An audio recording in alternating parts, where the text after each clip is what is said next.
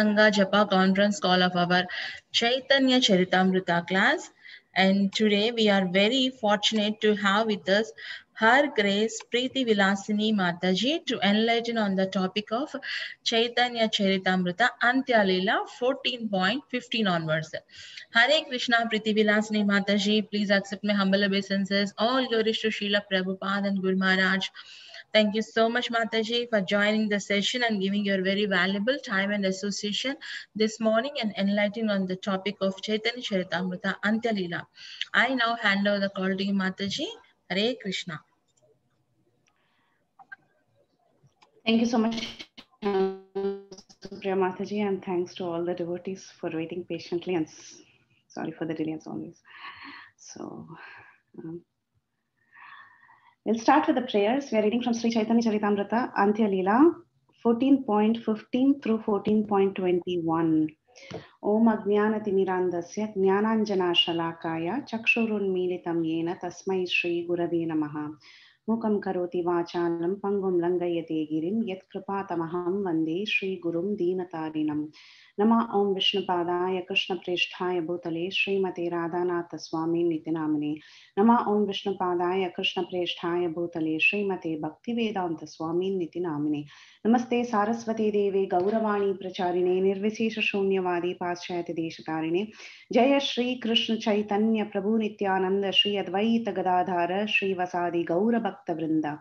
Hare Krishna, Krishna Krishna, Hare Hare, Hare Rama, Rama Rama, Hare Hare. Jaya Jaya Shri Chaitanya, Jaya Nityananda, Jaya Advaita Chandra, Jaya Gaura Bhakta Vrinda. Jaya Jaya Shri Chaitanya, Jaya Nityananda, Jaya Advaita Chandra, Jaya Gaura Bhakta Vrinda.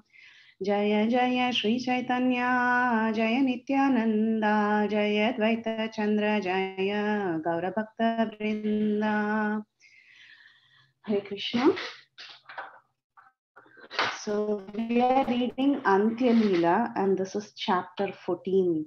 So for today's class, we'll have a PowerPoint presentation. The reason we are having this is because there is a lot of technical concepts which is kind of hard to remember and understand. So I thought if we probably have a presentation, it will be easy for us to follow. We can follow it nicely and we can try to understand what exactly these verses are talking about. So I hope you can see the presentation now. Okay, so the topic that is being discussed in these verses from 14.15 through 21 is somewhat esoteric, very hard to understand. And this topic sets the background for the rest of the chapters that is going to be there in Antya Lila. So Chaitanya Mahaprabhu, during his final years of his Leela, he exhibited a lot of ecstatic symptoms and bodily transformations, emotional feelings, which is very, very hard to comprehend. So that is what we will actually be seeing in the rest of the chapters. And it will be extremely hard for us to understand what is happening with Chaitanya Mahaprabhu. Why is he doing this? So, or, it can even sometimes for some people who do not have strong scriptural backing, they might even think it is very cheap and it can be imitated. So to avoid these things and get a clear understanding of how these symptoms actually unfold and what is happening with Chaitanya Mahaprabhu, we'll have to look at it in a very a scriptural way, in a very scientific way. What is it that Mahaprabhu is undergoing? So that in the future chapters, when we read more about Chaitanya Mahaprabhu and his exhibition of love of God, we can understand it in the correct light. So therefore, I request everyone, though it is hard to understand, it was extremely hard for me to also analyze and understand from Bhakti Rasamrita Sindhu and from Ujjwal Neelamani, but still let us have an overview of what exactly this is so that we will never misinterpret what Mahaprabhu is undergoing. So that is the purpose of this session, and that's why we have a PowerPoint. And the topic is transcendental madness. Now, this sounds a little scary, but nothing to worry because it's all transcendental. And we'll understand why Chaitanya Mahaprabhu was exhibiting the transcendental madness as it is described in these verses of Chaitanya Caritamrta. So these are our verses. This is directly from, you can even follow Veda base if you like. But then I just thought that I'll just put it up in the slide so that it's easy for all of us to follow. So these are the few verses of discussion today. Divyonmade aichehaya ki iha vismaya dhirodha bhave divyonmada pralapahaya. Such is the state of transcendental madness. Why is it difficult to understand? When one is highly elevated in love of Krishna, he becomes transcendently mad and talks like a madman. एतस्य मोहनाख्यस्य गतिं कामपि उपेयुषा ब्रह्माभाकापि वैचित्री दिव्योन्मादयतीर्यते उद्घूर्ण चित्रजल्पाद्यस्तद्वेद्दा भवतो मता. Translation: when the ecstatic emotion of enchantment gradually progresses, it becomes similar to bewilderment. Then one reaches the stage of astonishment, Vaichitri, such which awakens transcendental madness. Udghurna and Chitrajalpa are two among the many divisions of transcendental madness. Purport: this is a quotation from the Ujjvala Nilamani, Sthai Bhava Prakarana 174. Okay, so these are the few verses that discuss about transcendental madness. Why is it difficult to understand? That is something that Krishnadas Kaviraj Goswami is trying to tell us.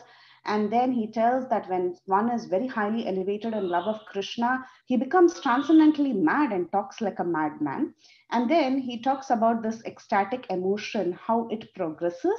And he tells that it is very similar to bewilderment. And as one reaches the stage of astonishment, Vaichitri, which awakens transcendental madness, Udghurna and Chitrajalpa are among the many divisions of transcendental madness. So what is Udghurna? What is Chitrajalpa? What is Vaichitri? What is transcendental madness? What is this this Divyonmada, which is actually translated as transcendental madness? What is all this, right? So we have to understand this in a very high level manner. We really cannot understand it much because we are not there at all, and we can never be there. That is the truth. But still, just to get an idea of what Chaitanya Mahaprabhu was undergoing, we will delve a little more into this topic with the help of scriptures, Bhakti Rasamrit Sindhu, Ujjwal Nilamani, and interestingly, the purports of Srimad Bhagavatam. From the 10th canto, what Radharani was actually going through during the Brahmara Gita, which is the Song of the Bee. In that chapter, there are many purports. We'll be delving into those purports as well to understand today what Chaitanya Mahaprabhu was actually going through in these verses.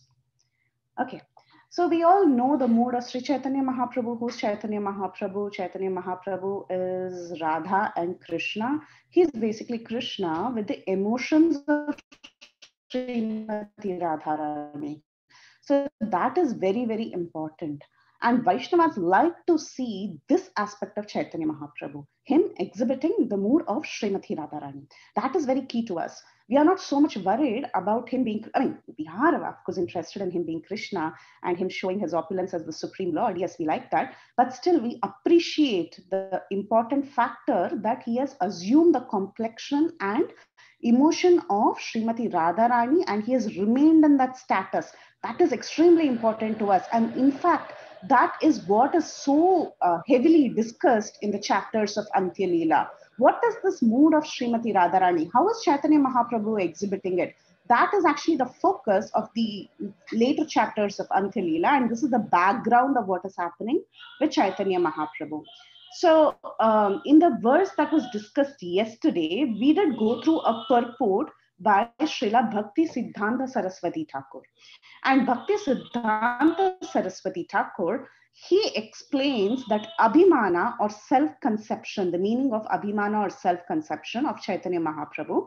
And Chaitanya Mahaprabhu, he says, thought himself to be in the position of Srimati Radharani and was always ready to render Krishna's Saiva in that way. And although Sri Chaitanya Mahaprabhu is Krishna himself, he has assumed the complexion and emotions of Srimati Radharani and remained in that status. He never assumed the complexion or status of Lord Krishna. This should be remembered. Okay, so did he really exhibit himself as being the Supreme Lord Krishna? No, that was not his mood. He always took on the mood of Srimati Radharani. So we have to see Chaitanya Mahaprabhu first and foremost thing in that light hereafter, at least to understand the next few chapters. He must clearly be seen in the light of this Krishna who has taken the emotion of Srimati Radharani. He has in fact come down. The internal reason for Chaitanya Mahaprabhu for coming down is to experience what Radharani went through, right? So that is the reason, internal reason of Lord Chaitanya Mahaprabhu's descent. This is what we have seen in the Adi Lila, the internal and external reasons of Chaitanya Mahaprabhu's descent. So the internal reason is to relish what actually Radharani had undergone. So this is the original cause of him taking up this form as Chaitanya Mahaprabhu. So therefore, pure Vaishnavas, they never disturb this conception of Mahaprabhu as Srimati Radharani. So keeping this in our mind, keeping this purport of the previous few verses in our mind, let us delve forward to understand the mood further. Okay. Now you all know this, you're all experts in this. You know the ladder of how devotional service progresses. So in the first stage, we have Shraddha, which is faith, and then Sadhu Sangha. You have Bhajana Kriya, Nishta, Ruchi, Asakti, Bhava, and Prema.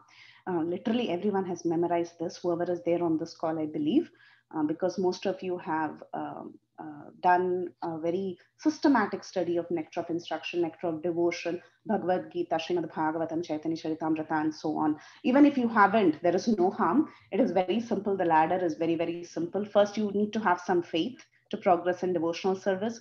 You take association of devotees. You do Bhajana Kriya, which is basically Shravanam Kirtanam, which is the integral part of any bhajana that you do. And then you have to get rid of all the anarthas that is there in the heart. That happens gradually. Then you become firm, you develop taste and devotion, and then you become very strong, and then you develop something called as bhava and then prema. Okay. Now, bhava is an intense emotion, and it is only a ray of prema. Prema is the fully blossomed emotion that one has when one's devotion has matured. Okay, very simple, high-level understanding of the ladder of devotional service. But here we have to see what prema is. Okay, we are going to a little more dissect into what prema is and then understand what transcendental madness is. Okay, so now prema. So the definition as per Bhakti Rasamrita Sindhu that is given for prema is, after Rupa Goswami has described all these levels in great depth, he comes to prema and he tells when bhava develops completely and it softens that person so much, that person develops an intense sense of mine as Krishna's mine. Okay, it's extremely intense. And he becomes fully blossomed in love of God, and it is called as prema. And prema can develop after bhava, like as a gradual process, like we saw this ladder. Gradually, one can develop prema, or okay, by the causeless mercy of the Lord, by the special mercy of the Lord, a particular devotee, a particular personality can develop prema. And generally, when we talk about love of God, we tend to relate it to Madhurya Rasa. Now, what is Madhurya Rasa? Madhurya Rasa is the relationship of a conjugal relationship, the relationship that the queens of Dwaraka had with Krishna, or the relationship that the gopis of Vrindavan had with Krishna. So conjugal relationship is of two types. One is Aishwarya Prema, queens of Dwaraka, and the other is Madhurya Prema, which is the gopis of Vrindavan. Now that I told it is a conjugal relationship, one may ask, can't the other relationships that one has with Krishna also develop into prema? Yes, definitely. And Rupa Goswami says, yes, Shantarasa, Dhasya Rasa, Sakya Rasa, Vatsalya Rasa, Madhurya Rasa, they can all develop into prema. Even the secondary rasas like Hasya, Karuna, Raudra, Virya, Bhayanaka, Bibitsa, Adbhuta, all of these can actually gradually develop further from bhava. It is possible. But however, when Madhurya Bhava develops, what happens is it takes many, many shades and ripples. It becomes very intense and it is very, very sweet. It's a very sweet emotion.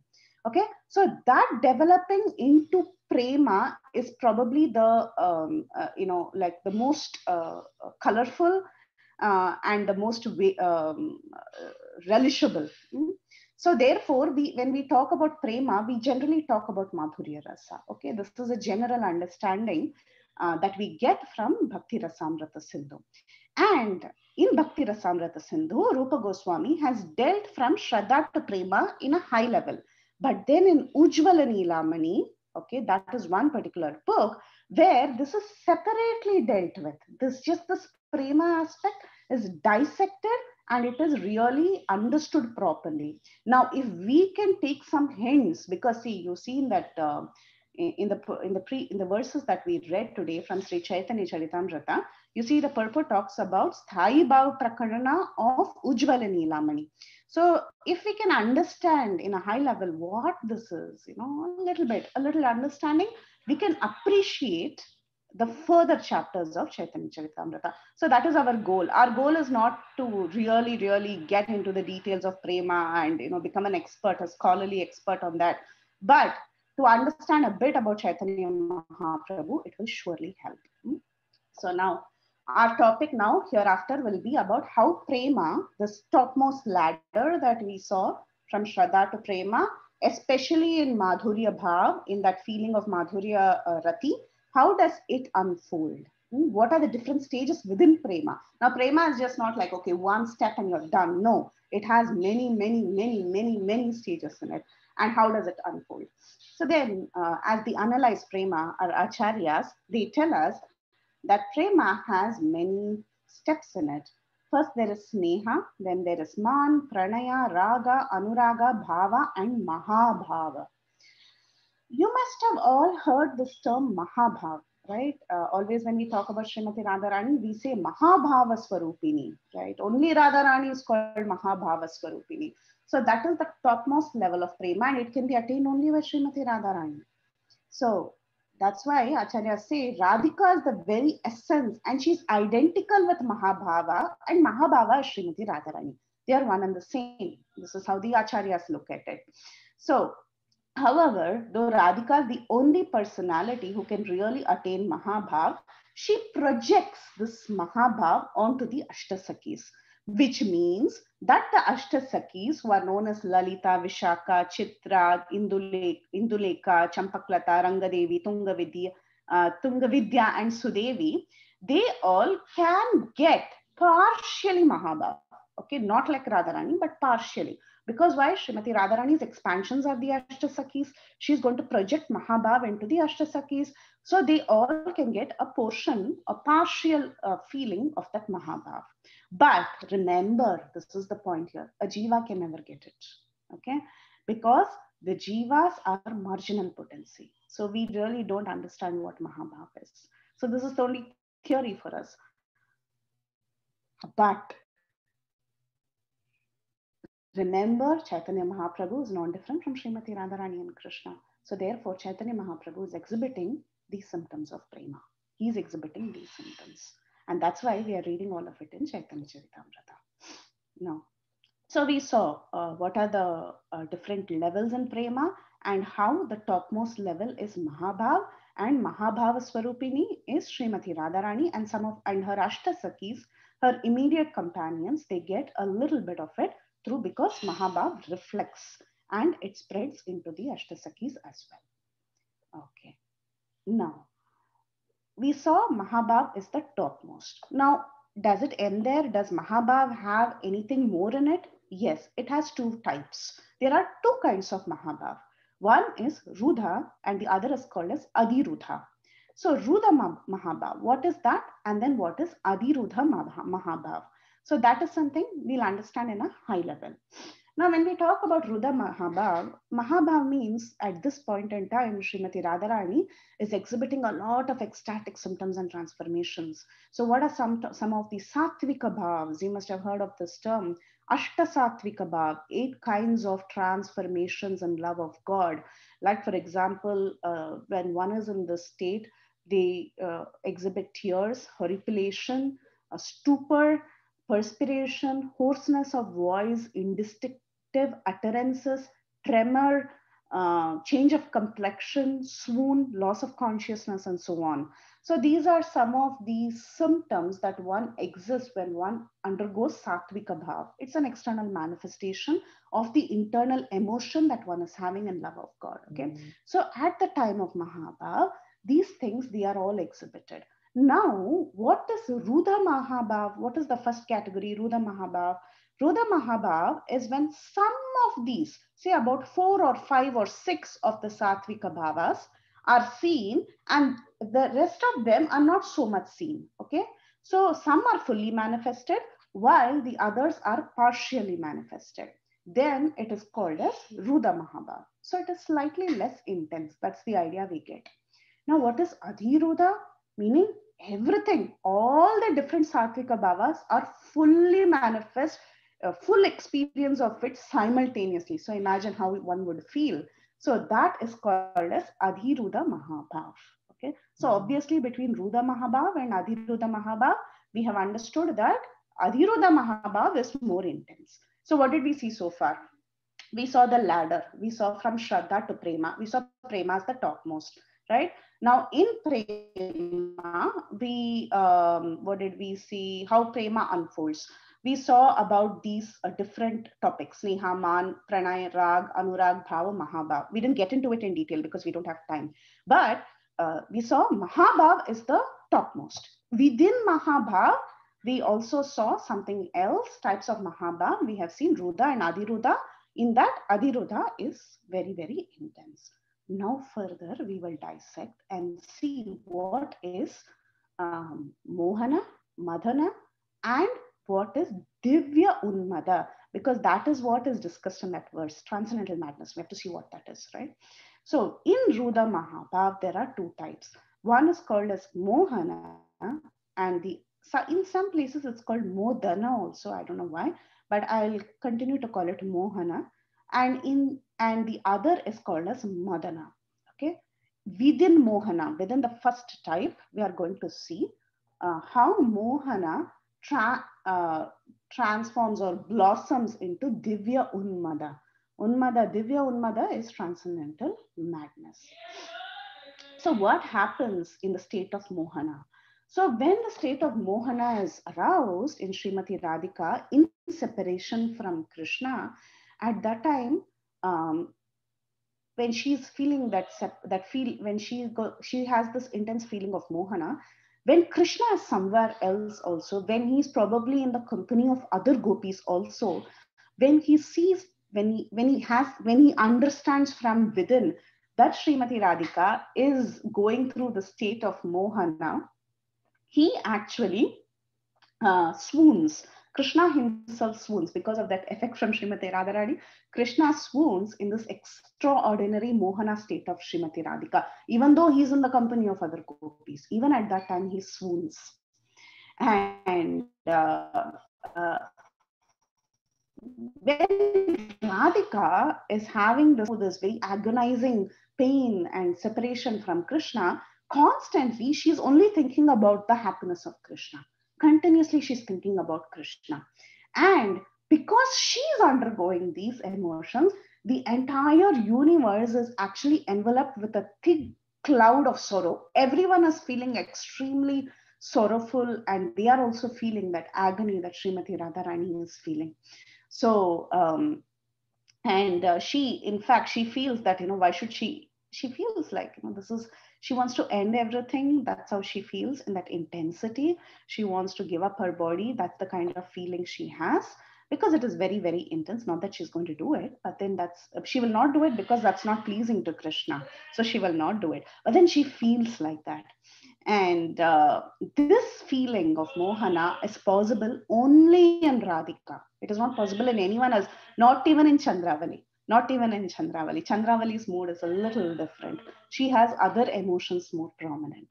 Okay, so this is completely the thing of Radharani, and no one else can have it at all. That's how it's being described. Even Chandravali cannot have it.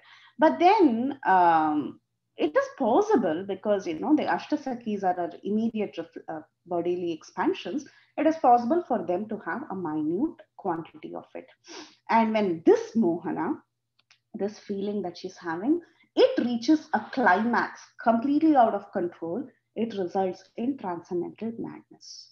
So this is where we are in the verse that we have taken up today. So you have seen how a person progresses till uh, Unmada. But then remember, it's only Radharani who can really attain Unmada or transcendental madness. And since Sri Chaitanya Mahaprabhu has taken up this mood of Srimati Radharani, he is exhibiting this transcendental madness. So it is very hard to understand. Nobody experiences it, right? So it is very hard to understand what it is. And it is not any sort of a cheap sentiment, or it is not something that anyone can imitate or even go up to. It's not at all possible.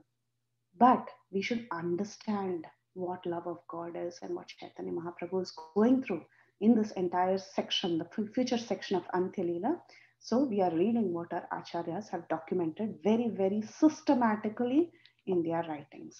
So this is how Ujjvala Nilamani and Bhakti Rasamrita Sindhu has actually documented it. Now, in the verse that we read, when we saw about Divya Unmada or this transcendental madness, Krishnadas Kaviraj Goswami told us that there are two features that are prominently seen in the stage. What are the two features? Udghurna and CITRAJALPA. Now, what is Udghurna? What is CITRAJALPA? That is next part of our presentation, what we are going to understand. So Udghurna means it is a state where, because of this uncontrolled emotion that she's undergoing when she's in Mohana, when she's in the transcendental madness, she has this giddiness or a whirling sensation. So that is called as Udghurna. I mean, I think the word itself is quite self-explanatory, like Udghurna. So she feels like that. So that is called as Udghurna. This is one emotion that is exhibited by her when she is having that feeling of transcendental madness. And the other one is extremely important, which is CITRAJALPA. And you will see Chaitanya Mahaprabhu again and again will have Udghurna and CITRAJALPA over and over throughout the next few chapters. What is CITRAJALPA? CITRAJALPA means, Jalpa means to talk, right? So CITRAJALPA means just talking something, that is very, very, it's like raving, emotional raving. When you're, totally upset about something, you just start raving something, right? You just keep talking something or the other. So similarly, imagine that to be in a very high level of prema, very, very transcendental, not some mundane raving that we do. Think of it as Srimati Radharani undergoing all these emotions and she's talking about Krishna. She's talking something or the other about Krishna. So that is this emotional raving and the unfair arguments. She knows very well that whatever she's talking may not make sense or is not very logical, but then she goes on talking in love of God, in separation from Krishna. That is actually called as CITRAJALPA. Now, CITRAJALPA doesn't stop there. CITRAJALPA has 10 different varieties in her supreme state of Mohana Prema. So this is Mohana Prema with transcendental madness as the level that she has reached. And in that transcendental madness, she's undergoing Udghurna and CITRAJALPA. CITRAJALPA is just not one set, just one chunk, okay? It has 10 divisions in it, 10 different styles of CITRAJALPA. What are the different styles of doing CITRAJALPA for Srimati Radharani? Now that becomes important to us to understand, because if we understand what CITRAJALPA is and what are the 10 varieties, then we can appreciate the chapter Brahmara Gita in Srimad Bhagavatam. Because in this particular chapter called as Brahmara Gita in Srimad Bhagavatam, you all know this pastime of how this bee comes and then she's talking to the bee non-stop, right? And then you have all these verses in Srimad Bhagavatam in this chapter where she's telling all sorts of things to the bee. She's complaining about Krishna pretty much. So what are each of these verses? What category is each of these verses? In her transcendental madness, in her CITRAJALPA, what is she actually trying to do? What variety of CITRAJALPA is each of these verses? Okay, that also our acharyas have tried to present to us.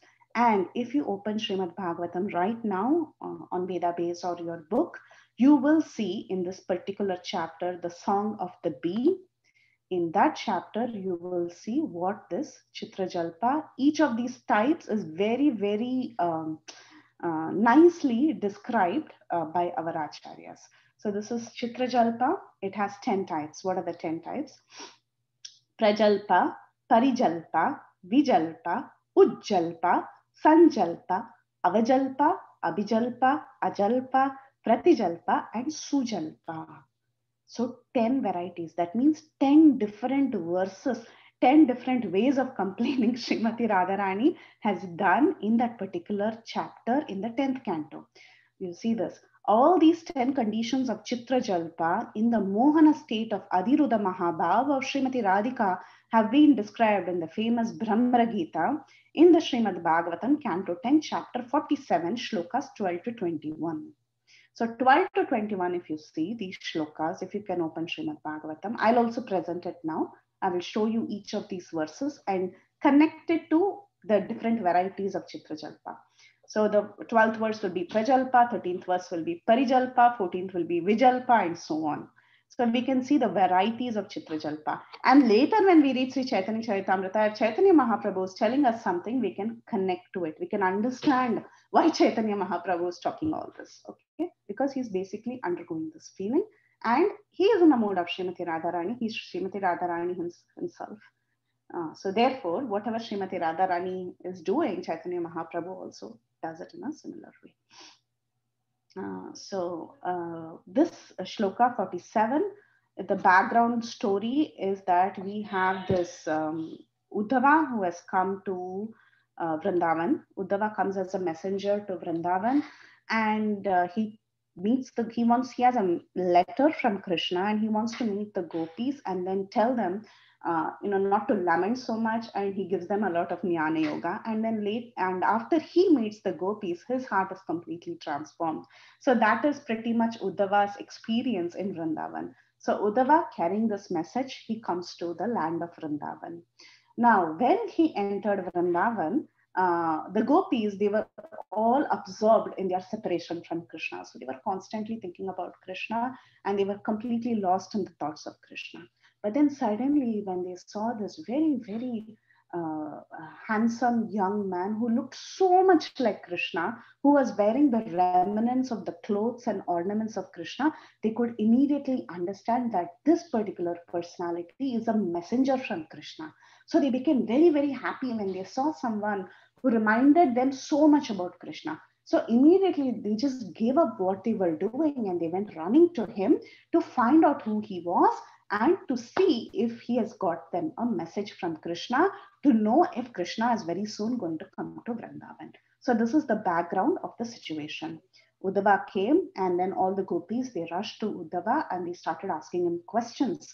They asked him, who are you? Where have you come from? Do you have any message from Krishna? You look so much like Krishna. So at that time, while they were talking like this, they started remembering the past times of Krishna. Okay, they started thinking about what Krishna was doing. Krishna had such a sweet relationship. Krishna had such a sweet relationship with his parents. Krishna had such a sweet relationship with the residents of Vrindavan. So does he remember all that? How is he doing? So all these they were asking. While they were talking about Krishna like this, there was one particular gopi, Srimad Bhagavatam says. Okay, Srimad Bhagavatam says, Kachit gopi, one particular gopi just went away from that crowd, and in her complete absorption in Krishna, she started speaking something to a bee that came by her way. Okay, so you see this little bee. So a bee was flying and it came, and suddenly that gopi, she got out of that crowd of gopis and Uddhava. She walked away and she started conversing with that bee like as if she was mad, in her transcendental madness. Why did she develop that transcendental madness? Because of her intense absorption and emotion thinking about Krishna. The bee came and she started talking. Bhagavatam says Kachit gopi, one particular gopi, that's all. It doesn't take up the name of Srimati Radharani. But then our Jiva Goswami is very, very brilliant. He picks proof from Agni Purana and he quotes. This is Srimati Radharani. It is quoted in Agni Purana. So again, when you open up the verses of Srimad Bhagavatam in your books, you can see the analysis given by Srila Jiva Goswami, how he comes up to the conclusion that it is only Srimati Radharani who can actually undergo this, right? Nobody else can undergo it fully. So therefore, it is Srimati Radharani. That Kachit Gopi is actually Srimati Radharani, and he proves it from Agni Purana. Now, what happened? What did she speak? So we have just seen what are the 10 varieties, and we also saw Bhagavatam 10 verses are going to talk about the 10 types of Chitrajalpa. So each of these verses we will now go through. Okay. So the first one, verse number 12. We'll just see English translation for the sake of time. Okay.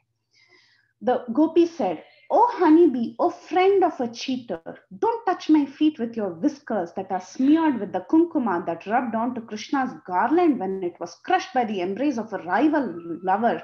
Let Krishna satisfy the women of Mathura. One who sends a messenger like you will certainly be ridiculed in the Yadu's assembly." So you see the way she's talking to that bee. She's imagining this bee to be a messenger from Krishna.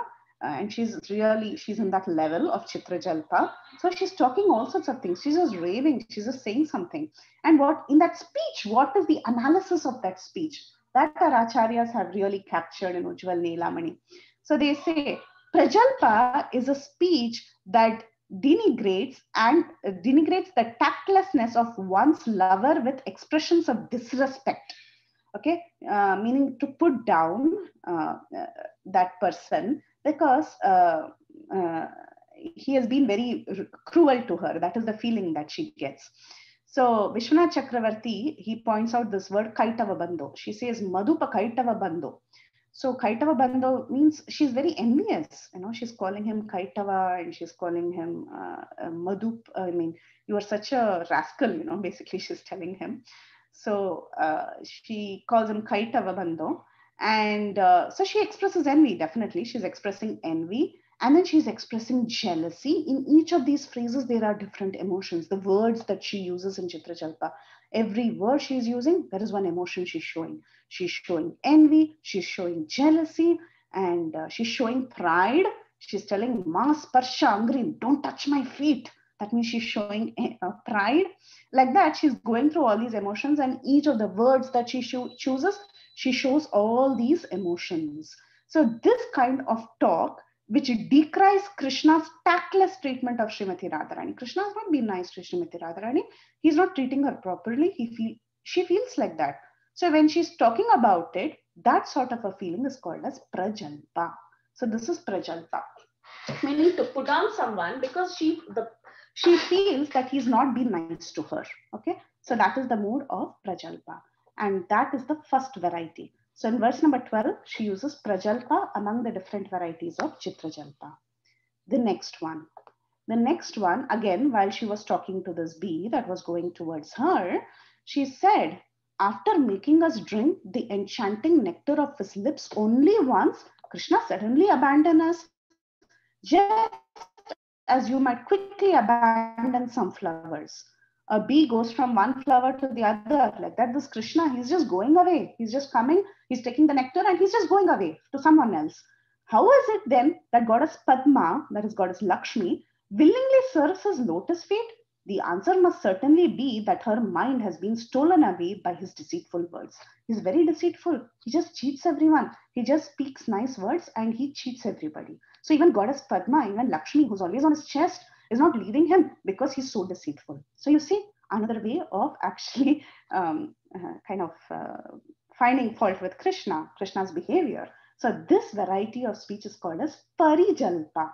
And Parijalpa is that speech through various devices shows one's own cleverness by exposing the merciless duplicity, unreliability of one's own Lord.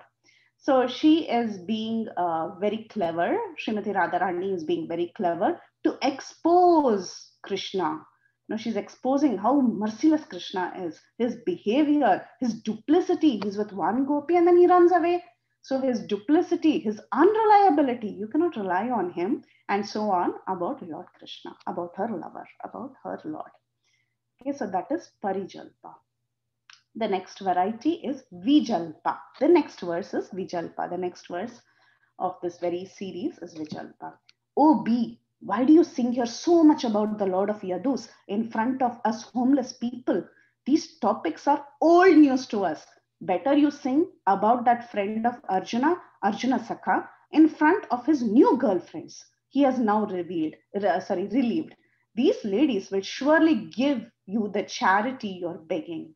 So she's telling the bee, why are you coming to me? I'm his old girlfriend. I know everything about him. We are all very fallen. We are just homeless people. Go and try your luck with someone who's new and who will believe you. So she's indicating this about Krishna. That Krishna,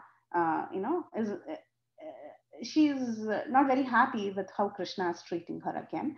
But this variety is called as Vijalpa, and according to the learned authorities, it is a sarcastic speech. You see, there is a lot of sarcasm in this. So why come to us? I mean, who are we? Just go. That kind of feeling. So there is some sarcastic speech tone in what she's telling, and she's openly expressing jealousy. She's openly expressing because she's comparing herself with the new girlfriends, right? So she's comparing herself with the residents of Mathura, probably the girls of Mathura who would be getting the association of Krishna. So she expresses openly jealousy, and she's also hinting angry pride. She's also very proud about her situation in one sense. So she is putting all this together, and this is called as Vijalpa. Now the next one is Ujjalpa. So Ujjalpa, I'll read the verse, which is the very next verse, verse 15. In heaven, on earth, or in the subterranean sphere, what women are unavailable to him? He simply arches his eyebrows and smiles with deceptive charm, and they all become his. The supreme goddess herself worships the dust of his feet. So what is our position in comparison? But at least those who are wretched can chant his name, Uttama Shloka. So again, she's declaring Hari's duplicitous nature in the mood of spite. She was very upset. She has a lot of spite.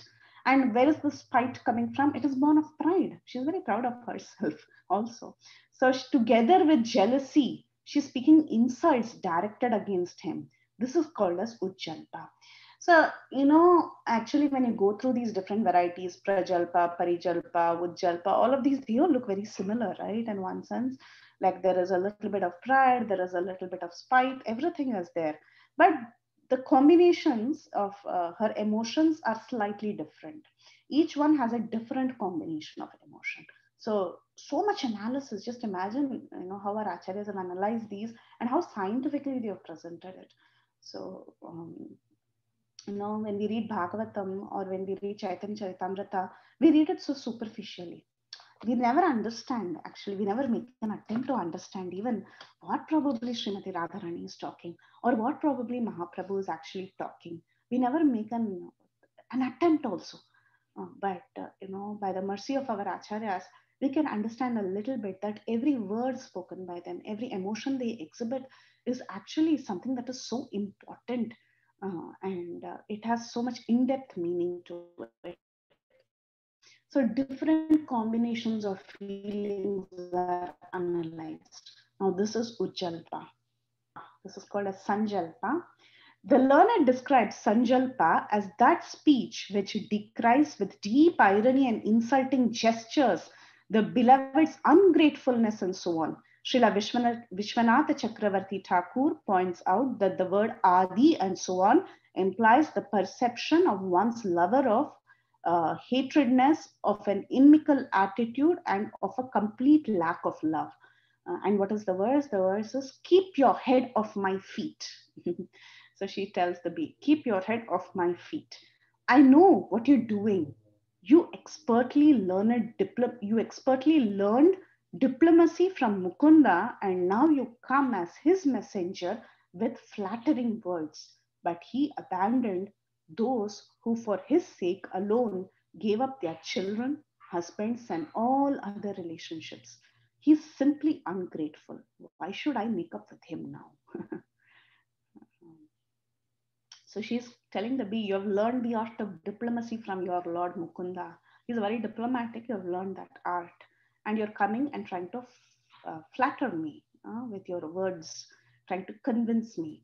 But then remember this Krishna, He has given us all up. And who are we? We did not give up him, though we were ready to give up our own relations. So why should I make up with him now? So this kind of speech is called just Sanjalpa. Very deep irony, insulting gestures that she's giving. And she tells Krishna about how ungrateful he is. So this is expressing her beloved's ungratefulness. So all this combination put together is called as Sanjalpa. Next. Avajalpa. Like a hunter, he cruelly shot the king of the monkeys with arrows. And this is Vali. As when he was Rama, when Lord Krishna was Rama, he kills Vali. Because he was conquered by a woman, he disfigured another woman who came to him with lusty desires. This is Shurpanaka. And even after consuming the gifts of Bali Maharaj, he bounded him up with ropes as if he were a crow. So this is again Vamana incarnation. So let us all give up friendship with this dark complexioned boy, even if we can't give up talking about him. So Avajalpa, she can't stop thinking about him. She can't stop talking about him, right? Because this is the symptom of madness, love in madness in love. Yeah, this is a symptom. And she wants to give up the friendship. She's telling, okay, let's give up the friendship. We can't stop thinking about it. We can't stop talking about him, but let's give him up. So that's the intense feeling she has. And this is called as Avajalpa. When she has this feeling, she's talking all this. So what is the combination of emotions? This is impelled by jealousy, fear, and she declares that Hari is unworthy of attachment because of his harshness, lustiness, dishonesty. So you see dishonesty is shown in the Vamana incarnation that she's talking about. Lustiness is, talking about how for the sake of one woman, which is actually his consort Sita, he went, but then he disfigured another woman. And then like that, you see every emotion, she is directly correlating with the words that she's speaking. His cruelty in terms of how he shot Vali from behind. So impelled by jealousy, fear, declares Lord Hari is unworthy of her attachment because of his harshness. He was extremely harsh with Vali. He was lusty in this case, where he was trying to get Sita, but then he also it was not nice to Shurpanaka, according to this emotion that Radharani is going through, and his dishonesty in the case of Vamana incarnation. So she's expressing these feelings. All these together is called as Avajalpa. Okay, and the next one, Abhijalpa. Abhijalpa is the very next verse of Srimad Bhagavatam, verse 17. To hear about the pastimes that Krishna regularly performs is nectar for the ears. For those who relish just a single drop of that nectar, even once, their dedication to material duality is ruined. Many such persons have suddenly given up their wretched homes and families, and themselves becoming wretched, traveled here to Vrindavan to wander about like birds begging for their living. So she is very, very, very, very sad and angry at the same time. So it says, when a lover indirectly states such speech uttered in the plaintive crying of a bird is called as Abhijalpa. So it's a plaintive crying like a bird. Ajalpa, next verse, verse 18 of Srimad Bhagavatam. Faithfully taking his deceitful words as true, we became just like the black deer's foolish wives who trust the cruel hunter's song. Thus, we repeatedly felt the sharp pain of lust caused by the touch of his nails. O messenger, please talk about something besides Krishna. So she's completely giving up. A statement spoken in disgust. She's completely disgusted. She's given up. And she's telling that her lover has been very deceitful. He's brought so much misery to her. And he's giving unhappiness not only to herself, but he's giving unhappiness to everybody. Such talk is called as Ajalpa. It is not Ajalpa, it's Ajalpa. And Pratijalpa. Oh, friend of my dear one, has my beloved sent you here again? I should honor you, friend, so please choose whatever boon you wish. But why have you come back here to take us to him whose conjugal love is so difficult to give up? After all, gentle bee, His consort is the goddess Shri, and she's always with him, staying on his chest. So here there is some sort of a feeling that she is, there is a little bit of humility from her side, Srimati Radharani, when a lover humbly states that although she is unworthy of attaining her beloved, she cannot give up hoping for conjugal relationship with him.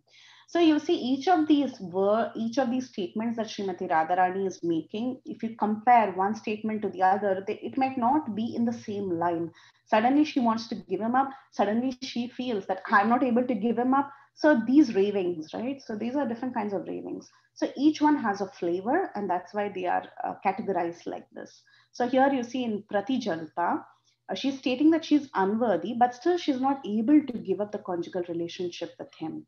And she's speaking with respect for her beloved's message. This is called as PRATIJALPA.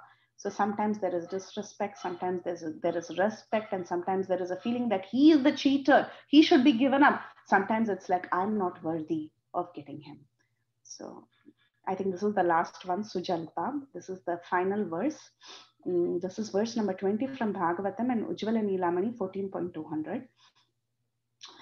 Oh, Uddhava, it is indeed regrettable that Krishna resides in Mathura. Does he remember his father's household affairs and his friends? Does he remember the cowherd boys? Oh, great soul, does he ever talk about us, his maidservants? When will he lay on our heads his aguru-scented hand? When out of honest sincerity, a lover questions Sri Hari with gravity, humility, unsteadiness, and eagerness, such speech is called as Sujalpa. So she finishes her speech finally. After she talks to the bee, she goes back to Uddhava and she tells about her real feeling that, does he even remember us? And does he think about his father? Does he think about the cowherd boys? Does he ever talk about us? We are all just his maidservants. Does he even talk about us? When will he come? Tell us, when will he come and lay his hands on our heads? So there is so much eagerness. She feels very unsteady. She's gone through so much emotions. She feels humble because she's asking, we are simple maidservants. Will he ever come back? But this entire questioning that she's telling to Uddhava is with intense gravity. She's asking Uddhava, tell me for certain, is he going to come? So these are the different emotions that Srimati Radharani went through during the Brahmara Gita and how she did CITRAJALPA. So we just saw how CITRAJALPA is done, the 10 varieties of CITRAJALPA. And we also saw Krishnadas Kaviraj Goswami is talking about UDGHURNA and CITRAJALPA that was constantly happening with Sri Chaitanya Mahaprabhu in the evenings, mostly because during the daytime he would go, he would take darshan of Lord Jagannath, he would meet with different devotees, and he would do a lot of other activities. But then we saw in this chapter, the previous chapter, the chapter before that, that in the evening time, he preferred to keep away from most of the crowd and he would spend some private time either with Ramananda Rai or with Swarup Damodar, and he would exhibit these intense emotions and feelings, what he was going through very, very privately, very, very private. So not everyone got to see it. And nobody will understand it because different from Srimati Radharani can actually exhibit this sort of a transcendental madness and do CITRAJALPA or UDGHURNA. Okay, so this is where we are. Now, in this transcendental feeling that Sri Chaitanya Mahaprabhu had, the rest of the verses that we are to cover today spoke about, let's read those verses. It's about a transcendental dream that Sri Chaitanya Mahaprabhu had, right? So Sri Chaitanya Mahaprabhu, he had a particular dream. These are verses 17 through 21 of Caitanya Caritamrta as described by Krishnadas Kaviraj Goswami. One day when he was having all these emotions, he was lying down, and at that time he had a very, very, very beautiful dream. So what was that dream? He saw Krishna, and Krishna was looking extremely beautiful. He was standing in a threefold bending form, holding the flute to his lips. He was wearing lovely yellow garments. He was decorated with forest flowers. He was looking so enchanting. And the gopis had assembled there. and they were all dancing in a circle. All the gopis had assembled, they were dancing in a circle, they were performing Rasa Leela, and this Nandanandana, the son, Rajendra Nandana, the son of Nanda Maharaj, he was performing the Rasa Leela with all these gopis, and Srimati Radharani was in the center. So Sri Chaitanya Mahaprabhu, while he was in his sleep, in his dream, he had this very beautiful vision of the Rasa Leela. And when he had this very beautiful vision of the Rasa Leela, this picture is so nice. Here you have Mahaprabhu lying down and he's dreaming about the Rasa Mandala. You see Srimati Radharani, Krishna, and you see all the gopis around them. So Krishna, and you see Krishna in threefold bending form, wearing yellow garments, holding a flute, wearing the Vanamala. So this was the beautiful sight that Sri Chaitanya Mahaprabhu had in his dream. And when he saw this dream, he thought he was really inside the Rasa Mandala. He really had that feeling of being participating in the Rasa Leela, seeing Radha and Krishna. All these pictures are very beautiful that show how Sri Chaitanya Mahaprabhu is actually visualizing Radha Krishna. So he was thinking he's right there. But then what happened? Suddenly, he was awakened by his personal servant Govinda, and then he came to his senses that he was only dreaming, and he became very, very unhappy. So when Govinda saw that the Lord had not yet risen, because he was so absorbed in the dream, he couldn't even wake up. Chaitanya Mahaprabhu didn't wake up on time. And when Govinda came and saw that the Lord was still sleeping, he awakened the Lord. And when Chaitanya Mahaprabhu woke up, he could understand that this was just a dream, and he became very unhappy. So these are the verses that I wanted to cover. We covered it on time. And from tomorrow, we'll see some more interesting pastimes. I feel those pastimes are very interesting. We'll be hearing a lot of story. And we'll have Kirtida Sundari Mataji, one of our favorite speakers, who will guide us through those beautiful stories tomorrow. I'll stop here, Matajis, and thank you so much for your attention. Yeah, Hare Krishna.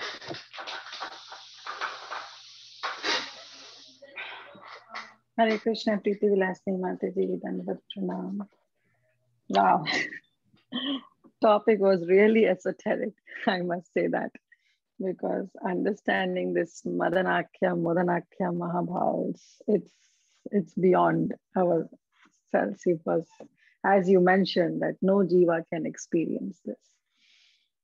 But at the same time, since Prabhupada mentioned it, and Prabhupada disciples have really extensively described in the purports, and of course our Goswamis, Rupa Goswami has written this, and of course Vishwanath Chakravarti Thakur wrote this Madhurya Kadambini. So I should feel that at least at some point of time we should read it, we should study it in detail, and that's what you did today for all of us.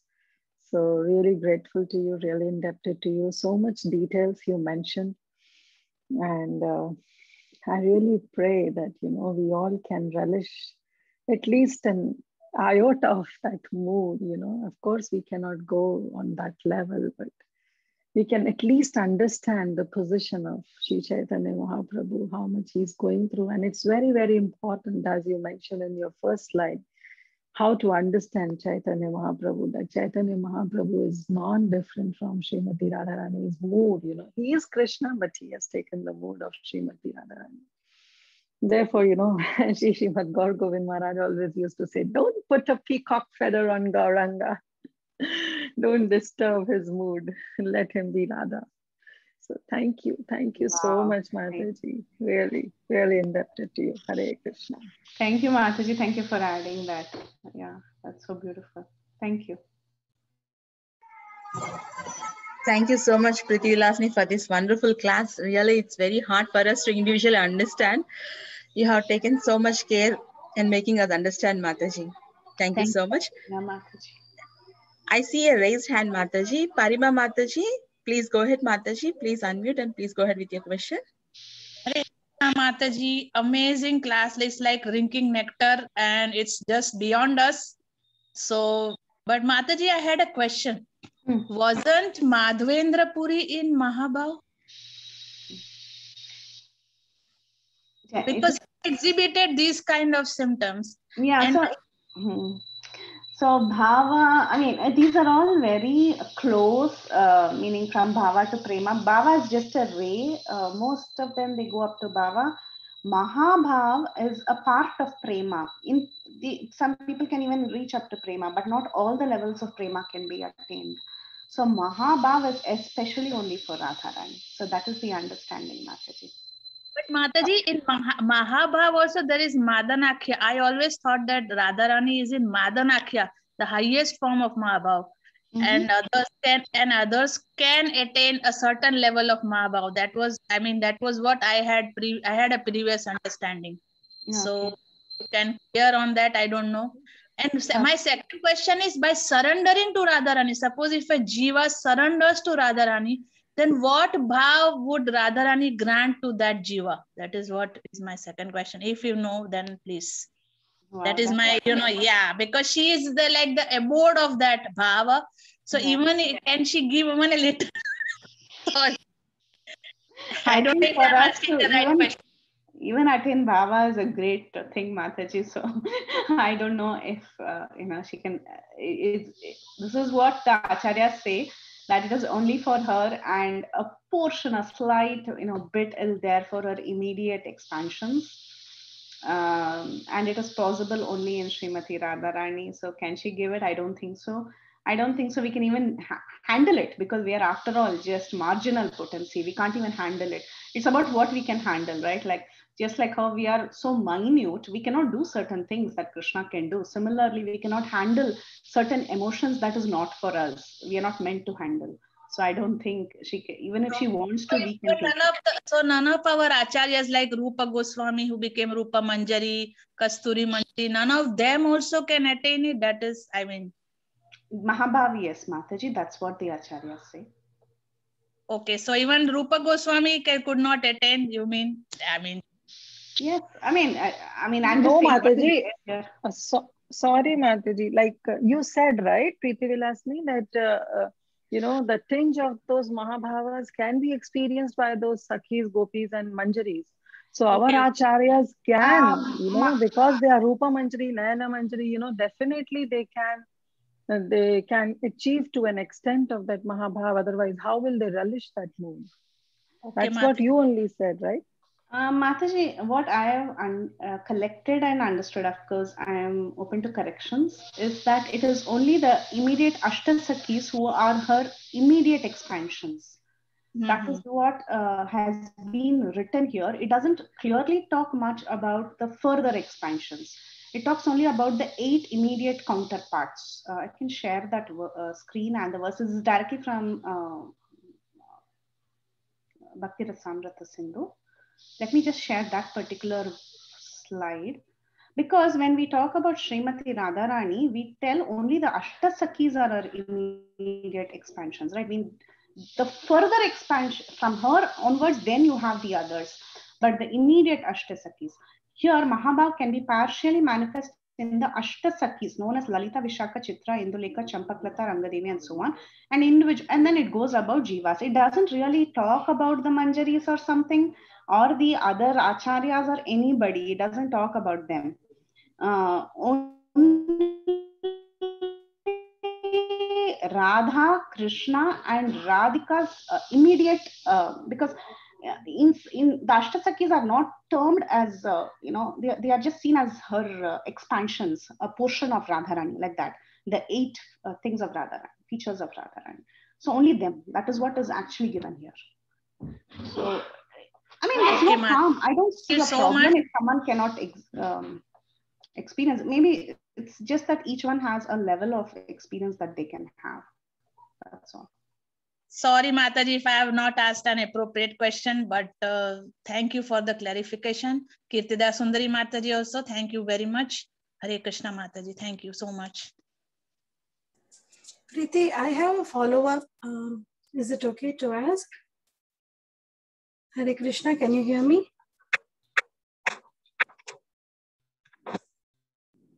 Hare Krishna.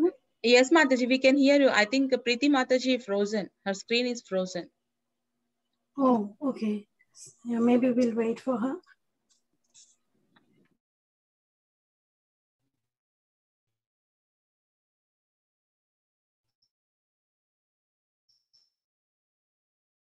question, Mataji? Can I ask in the meantime?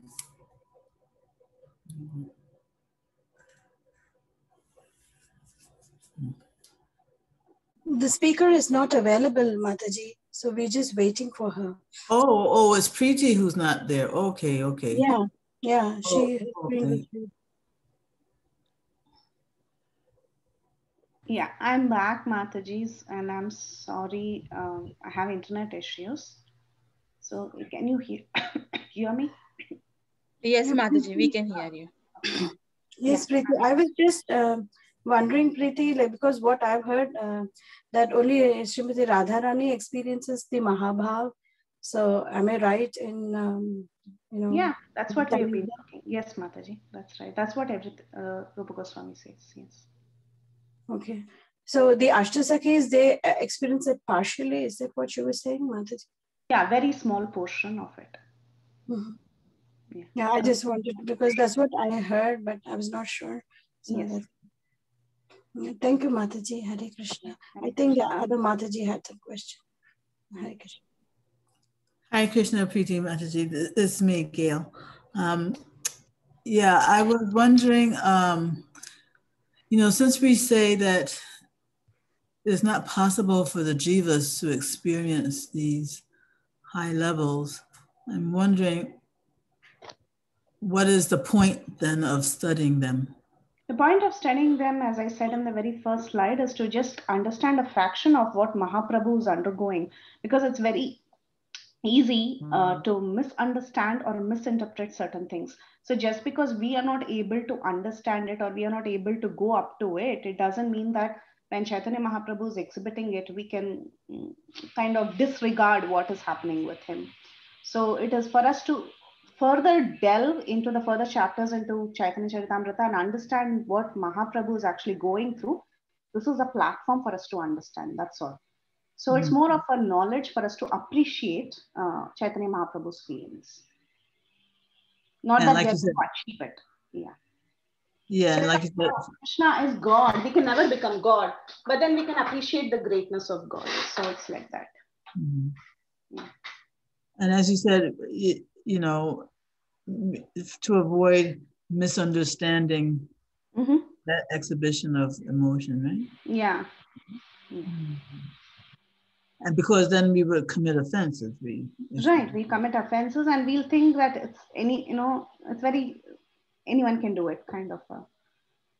You can take it too casual. Cheaply. Thank you, Mataji. Thank you. Hare Krishna, Preethi Vilasini. Go ahead. Oh, go ahead, Mataji. No, I was just telling, so when she's telling about this Mahabhav, so even this Mahabhav is experienced by the queens of Dwarka, right? Because I can give you the reference if you can open. It's Antya Lila, because I remember covering this whole subject matter when we were doing Antya Lila. Yes, so in Antya Lila, chapter number 23, that is life's ultimate goal. So verse number 57, it says, Rudha Adhiruddha Bhava Kevala Madhurya Mahisi Gaina Rudha Adhiruddha Gopika Nikhare. Only in the conjugal mellow are there two ecstatic symptoms, which is called Rudha, that is advanced, and Adhiruddha, that is highly advanced, that you mentioned, right? So Mahabhav is Rudha Mahabhav and Adhiruddha Mahabhav. And the advanced ecstasies, that is Adhiruddha, they are found, advanced ecstasies, that is Rudha, can be found among the queens of Dwarka, whereas the Adhiruddha, that is highly advanced ecstasies, are found only among the gopis. Yeah. So in Adhiruddha, I hope I'm unmuted. Yeah, you are. Okay. So in Adhiruddha Mahabhava, there is, let me read that again. Hold on. So these two are types of Mahabhava, right? No, dear. So in Adhiruddha Mahabhava, there are two types, Mohana and Madana.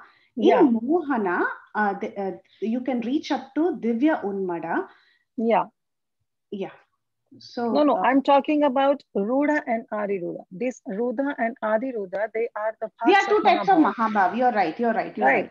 So that means there is one type of Mahabhav, and this Rudha Mahabhav can be experienced by the queens of Dwarka. Yes, Mataji, you're right. Thanks for clarifying that. It makes sense. It makes sense. Yeah. Adi Rudha Mahabhava is different. It's only among the gopis. Yeah. Yes, you're right. And in Adi Rudha, we have Mohana and Madanakya and Madanakya. Yes. Yeah, good. Yeah. Thank you, Mataji. Thank you. I mean, thank you so much for further clarifying that. Otherwise, it would have been very unclear what I was telling. Thank you for that. Thank you. Thank you. Hare Krishna. Hare Krishna. Very nice. Thank you, Mataji.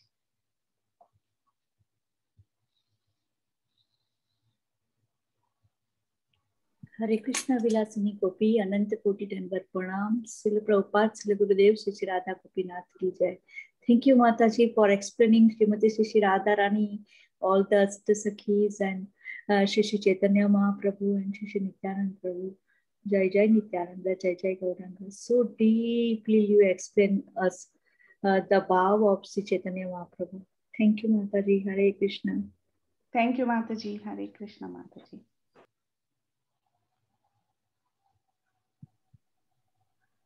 Hare Krishna, Preethi Vilasini Mataji, Dandavat Pranam. All glories to Srila Prabhupada. Can you hear me, Mataji? Yes, many happy returns of the day, Mataji. Mataji, I have a question, Mataji. So, while experiencing these transcendental ecstasies, Chaitanya Mahaprabhu, his body also has many transformations, right? Mm-hmm. So, how do we understand that, and how do we explain that? Yeah, so you saw these Ashta Satvika transformations that we have, that we explained. There are different kinds of bodily transformations that happen, the tears, the perspiration and all that. So Mahabhava, we saw there are two varieties, Rudha and Adhirudha. And in Rudha, certain Satvikas are seen, like 4 or 5, and not all the 8. But in Adhirudha, everything is manifest, all the 8. So the internal emotion manifests externally as these transformations. So a person is having an emotion inside. How does it manifest outside? Those are the different the bodily transformations that you're seeing of Chaitanya Mahaprabhu. So that's how you understand it. They're connected. Yes, but okay, but it did not have something like where the limbs are separating and the body is stretching out. And those are, you can include. Those are also okay. Yeah. You can, I mean, as we read them, Mataji, I mean, I need to get the verse out to read those. I remember the past time, but then the exact transformation that he was undergoing, maybe if we pull up the verse, we'll know the exact transformation that he was undergoing. Okay. I just asked Mataji because we have this exact same pastime. We are talking about how Chaitanya Mahaprabhu, he fell into the ocean. We'll be discussing today evening. And in that also, they talk about the same thing where Lord Chaitanya Mahaprabhu, his limbs separated, and I mean, all of those different transformations happened. And so he was, people could not identify him. Like man could not identify him. Also. So yeah, that I just wanted to know how to explain that and maybe not even dwell into it in deep. Yeah, maybe not dwell into it in deep, but these are, yeah, if you, Mataji, we can pull up those verses and then see the commentary. That's how we can find out, Mataji. I really don't know offhand. Yeah, we can take that offline, Mataji. Thank you. Yeah. Thank you, Mataji. Very beautiful class, Mataji. Really grateful to you. I have to go back and try to understand it again. Even, yeah, we are all trying, Mataji. It is very hard to understand. Yeah. Hare Krishna, Mataji. Yes, Mataji. Please go ahead, Mataji. Hare Krishna. I had a sudden thought as we were discussing all these things. And I was thinking, how Srila Prabhupada says that we need to study Srimad Bhagavatam from the first canto in order to really understand the 10th canto. So suddenly the thought struck me also that it's only by starting from the beginning of Caitanya Caritamrta and actually understanding Sri Chaitanya Mahaprabhu from the beginning, right? Can we really, really appreciate and understand this chapter and this whole description of his emotions?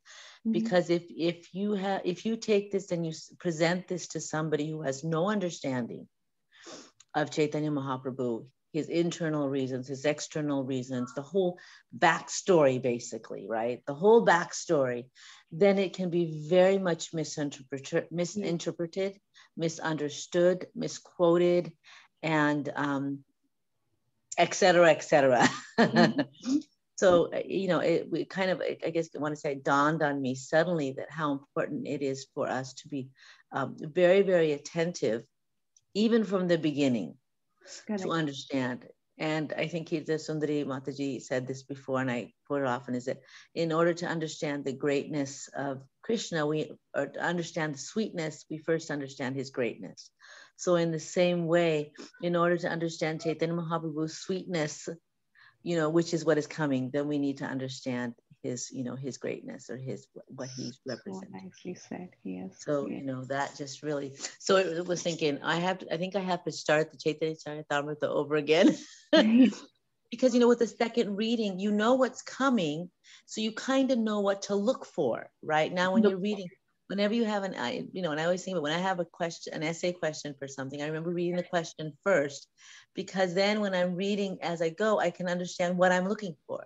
So now that we know who Chaitanya Mahaprabhu is, because we see it at the end, we start over from the beginning with a different understanding, different mindset kind of, and then slowly pick it again. So, and I just a thought that came to my mind. Thank you, Mataji. Hare Krishna, beautiful class. Yeah, I mean, that is so true. Yeah, even I believe that is right, because once I did hear I mean, as an audio book, I heard, the first time I heard Chaitanya Caritamrta as an audio book, I heard the entire audio book, and then the Antya Lila was, especially the last chapters, it didn't make any sense to me, really. I couldn't understand what was happening. I literally had to, you know, like skip certain parts because it was not, I couldn't understand anything. But then when you do it in depth systematically, and you can, if you are able to at least take a little guidance from what our acharyas have written and how they have analyzed it, then when we read those heavy verses, it can make a little sense to us, you know. Yeah, why Krishnadas Kaviraj Goswami has written this, or why Chaitanya Mahaprabhu is undergoing this. It can make a little sense. It really helps you, right? And systematically reading it and then finishing it off, and then when you redo it and you can connect it, like how you were telling, you can connect to the later verses, why this happened at this time. Yeah. And also Krishnadas Kaviraj Goswami's presentation is that he gives us summary in the beginning, and then again he elaborates. So every time you read the initial summary of Chaitanya Caritamrta also, you can connect back, you know, to the Antya Lila and understand why he's writing this here. So, yeah, you're right. That's so true.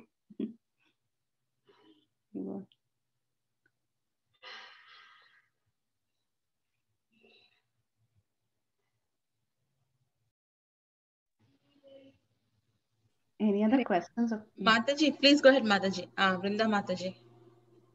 Hare Krishna, Mataji. Dandat Pranam. People class, Mataji. I don't know if I'm asking a good question, because it is about confidential topic. Like Chaitanya Mahaprabhu is experiencing separation in Gambhira. That is the Mahaprabhu of Radharani he is experiencing. Yes. So, I mean, I've just heard, I have not read that part, but I've heard that the Gambhira would be full of blood and all, because the bhava of separation would be so much for Chaitanya Mahaprabhu. So, I mean that when Radharani actually had told Krishna that he won't be able to handle it, that the bhava, Mahabhava, that I think Radharani had already told Krishna that, right? There was a conversation when Krishna says that he wants to experience the Mahabhava of Radharani, and so is it because of that Chaitanya Mahaprabhu is not able to handle it and it's full of blood? Because that Radharani never displays this kind of, I don't know if I'm asking a good question, Mataji. Sorry if I am. So I don't have an answer to it, Mataji. I don't want to comment on it. Okay. I'm sorry, I don't have an answer to it. No problem. Yeah, I think they're just exhibiting different pastimes. So it's very hard to match them up like that. And the role that Radharani was playing is pretty different from the role that Chaitanya Mahaprabhu was playing, though they have the same emotions. So I don't know how to match them like that. So I don't have an answer. Okay, yeah. No, I was actually thinking if it is a good question or not. Yeah, but yeah, thank you, Mataji. And you explained it so nicely, and it was easy to understand, especially for someone like me, for whom it's these topics are so difficult to understand. But you explained it very nicely. Thank you, Mataji. Thank you, Vrinda Mataji. Thank you so much for association. Hare Krishna, Preethi Vilasini Mataji. Very Hare nice. Krishna, Mataji. And I have read somewhere in Chaitanya Caritamrta that Krishna's Kaviraj Goswami says, or somebody says that he's describing this, that some devotee of Mahabhava, but he says that the bodily transformations Lord Chaitanya has manifested, it's very difficult, and it's not in any shastra also that all this is exhibited. But because Krishna, he can do anything and everything, whatever he wants to do. Hare Krishna. Thank you, Mataji. That's a very nice answer to Vrinda Mataji's question also. Thank you. Just a second.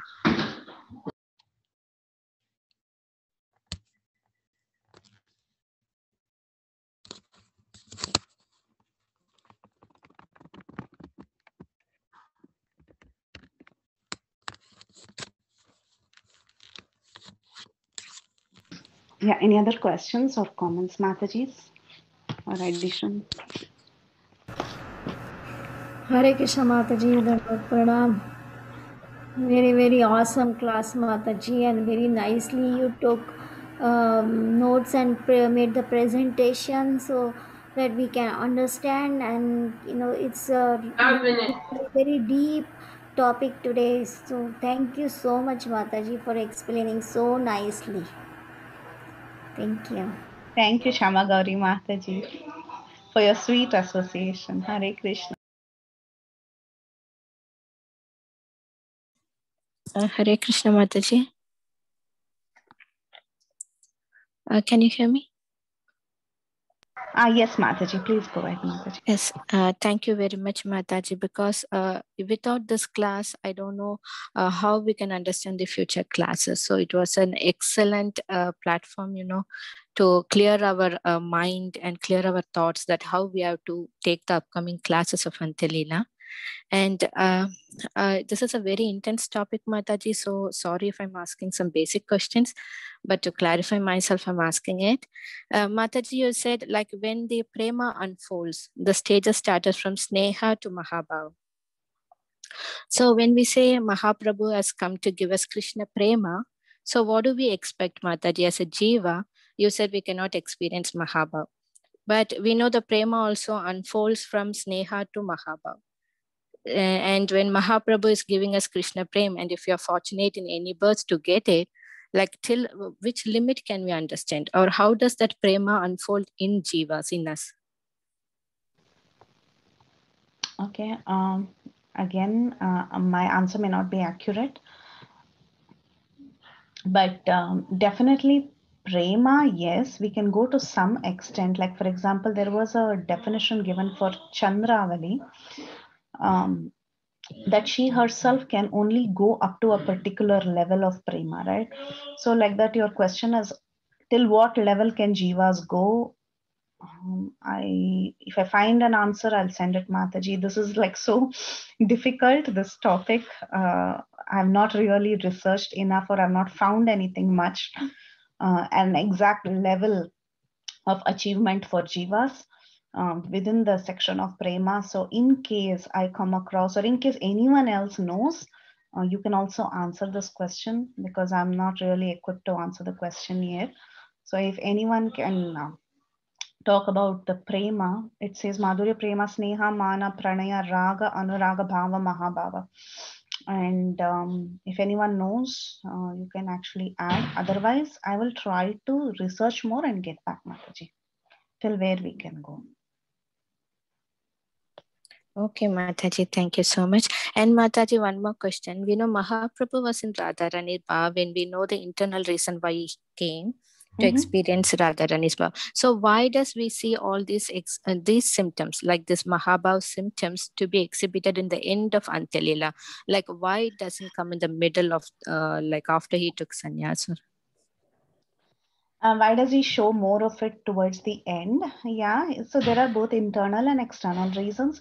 He had come for a particular mission to spread the Sankirtan movement. He had to do certain activities because he was a sannyasi. He had to teach certain things. He had a lot of other agenda as an incarnation. He had to perform so many activities.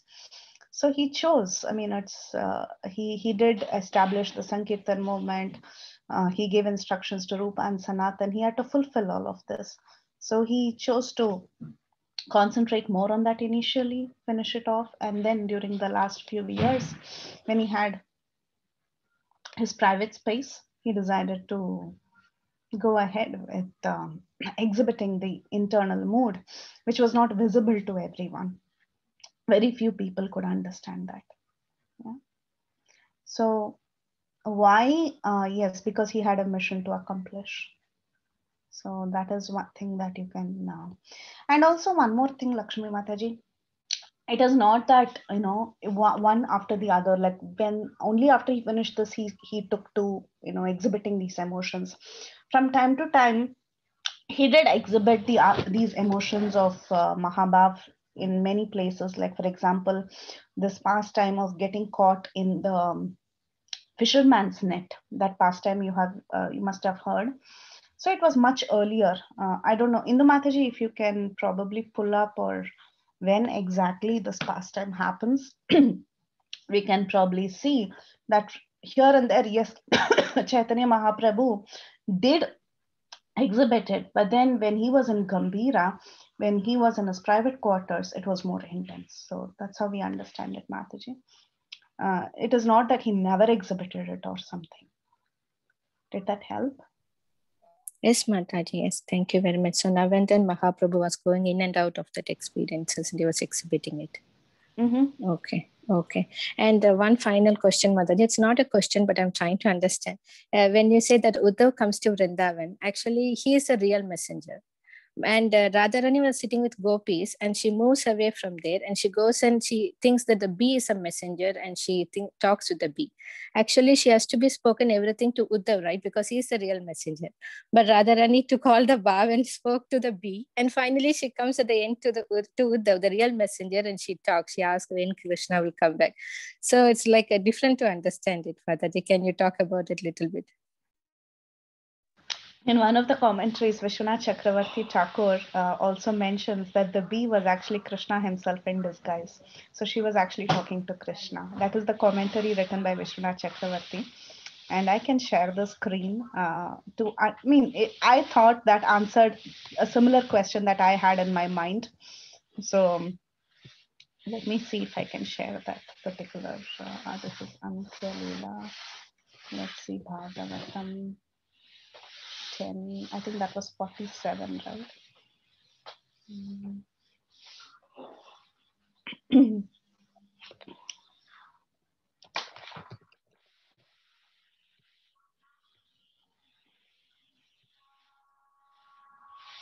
Okay.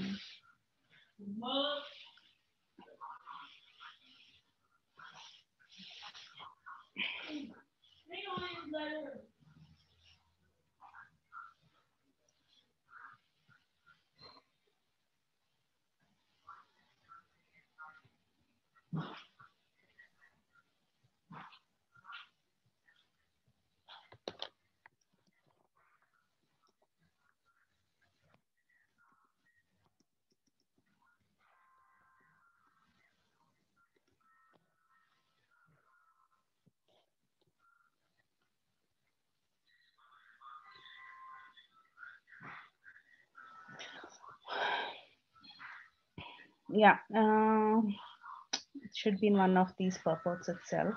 That the bee himself was actually, there are some other commentators who are of the opinion that the bee was Krishna himself, and she was actually, the bee, Krishna had come in disguise of the bee, and she was talking to Krishna actually. So that is the answer, Mataji. That would probably satisfy your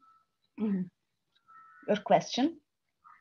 Yes, Mataji, because I was thinking, yeah, because I was thinking that when a messenger comes from Krishna, that is more important than a bee, because he's in a human form, he's coming from Krishna. So right. I was thinking, why does Radharani move from that person and go to a bee? But now you answered it very nicely, Mataji, because a bee is Krishna. That makes more sense. Yeah, so it is verse number 21. You see here, finally, some authorities say that Krishna himself, eager to drink the sweetness of his beloved speech, assumed the form of the messenger bee. At the end of the CITRAJALPA series, Vishwanath Chakravarti Thakur talks about it. Okay, so Radharani knew that. She knew that it was Krishna. I don't know whether she knew or not, but anyway, anyway, she spoke to the bee. Right. Yeah, that makes more gravity to that, like the symptoms that Radharani was going on, why she spoke with him. Thank you very much, Mataji, for the reply. Jai Sachinandana. Hare Krishna. Hare Krishna.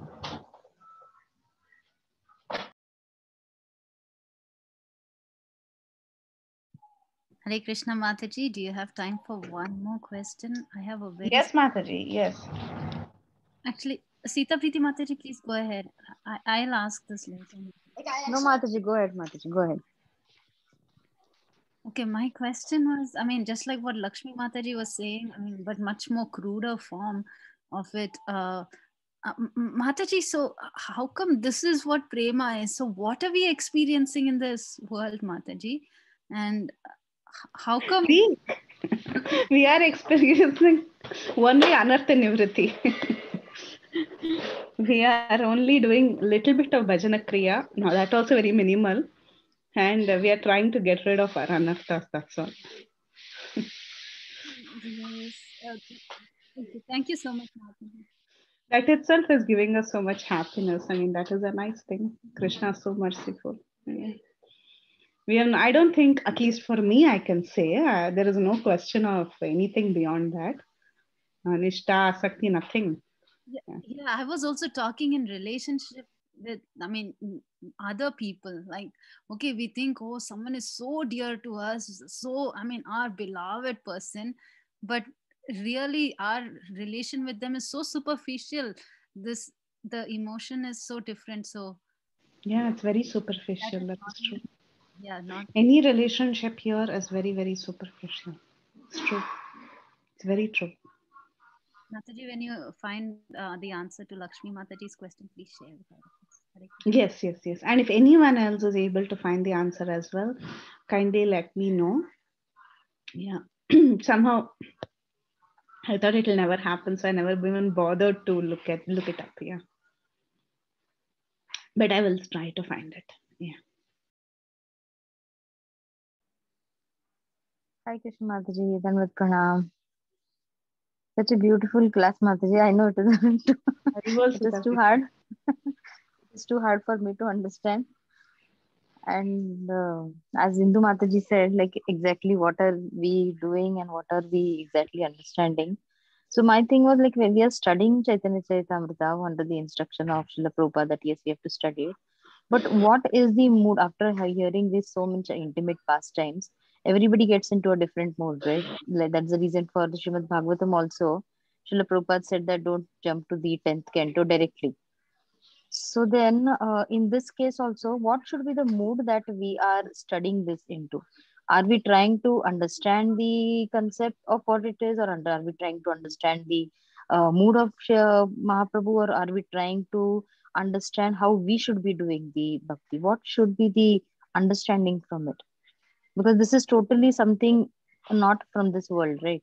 Like it is definitely not from this world. So then to imbibe it itself, it is so hard. And so what should exactly the mode be, Mataji? The purpose of this, especially this presentation from these texts like Ujjwala Nilamani and Bhakti Rasamrita Sindhu, is just to set a foundation to understand the future chapters of Caitanya Caritamrta when we bump into verses where we see Chaitanya Mahaprabhu exhibiting certain ecstatic emotions, which is very hard to comprehend. So just to set a scriptural, strong foundation of understanding that is why this presentation was done at this point, okay, before we delve into the future chapters. But by understanding all this, as I mentioned earlier, it is not for to become a scholar in rasa science of rasas. That is not the idea. The idea is to appreciate what Mahaprabhu is, what he's doing, and to derive some, not to imitate or not to even think that we are going to achieve it. We are never going to achieve it. I mean, I can talk for myself for sure, or anyone else. I mean, nobody can become, right, what they are. So it is just a sense of appreciation, just like how when you hear the pastimes of Krishna doing many activities as being the Supreme Lord, you know that you can never become that, but then you develop a sense of love and appreciation for that, for Krishna. So similarly, you develop a sense of love and appreciation for Gauranga Mahaprabhu. That is how I have seen this entire section to be. So whatever section we are going to deal with, it will only give us a more sense of appreciation for who he is and develop more affection to Chaitanya Mahaprabhu. So that's what it is, Mataji. Definitely not to actually come up to that level. No.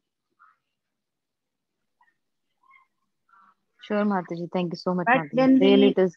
Yeah, but when we read about certain devotees of or associates of Chaitanya Mahaprabhu, the way they have had very loving dealings, like all these chapters in Antya Lila so far, we have seen some loving dealings of various devotees, the character that they have exhibited, the tolerance or the dealings that they have exhibited with Sri Chaitanya Mahaprabhu, that inspires us to follow them, meaning like even I want to develop those good qualities. So when we analyze their relationships and when we analyze their qualities, we try to derive some inspiration and imbibe them. But when we read about Chaitanya Mahaprabhu's transformations and Mahabhava and other things, it is just to appreciate. Did that help, Mataji? Yes, Mataji, thank you so much, Mataji. Really, it's hard for me to understand, but then I'll try to. Yeah, thank you, Mataji. Thank you so much, because these concepts are really very. It will bounce back. Thank you, Mataji. Thank you so much. Hare Krishna.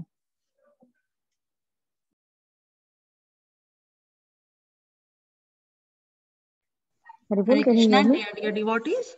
Are there any questions for Preethi Mataji?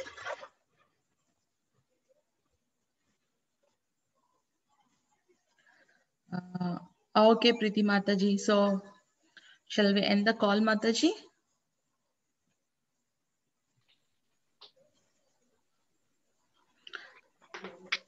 I cannot hear you, Mataji. Okay, now? Yes, Mataji. Yes. Yeah. Okay, Mataji. Okay.